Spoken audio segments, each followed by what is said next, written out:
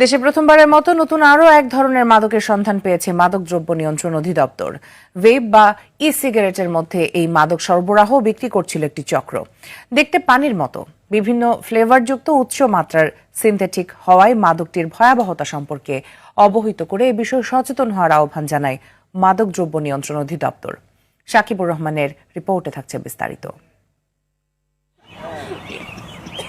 অনেকেই নিকোটিনের আসক্তি কমাতে ভেপ বা ই সিগারেট সেবন করে, তবে এর সাথে মেশানো থাকতে পারে ভয়ঙ্কর মাদক এমডিএমবি। দেশে প্রথমবারের মতো এমন মাদকের সন্ধান পেয়েছে মাদকদ্রব্য নিয়ন্ত্রণ অধিদপ্তর। ভয়ঙ্কর এই মাদক এক ফোঁটা ব্যবহারে স্নায়ুতন্ত্রে তীব্র প্রতিক্রিয়া হয়। এমডিএমবি গ্রহণে সেবনকারীর হ্যালোসিলেশন হয় বলে জানিয়েছে মাদকদ্রব্য নিয়ন্ত্রণ অধিদপ্তর।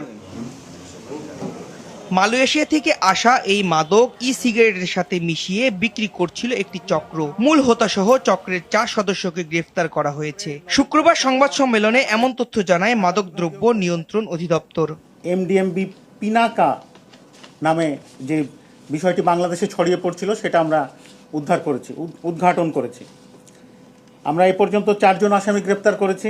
সাম্প্রতিক সময় দেশে ভেপ এবং ই সিগারেটসের কার্টিজের ভেতরে গোপনে মেশানো শুরু হয়েছে তরল মাদক সিনথেটিক ড্রাগ এমডিএমবি -5F পিনাকা।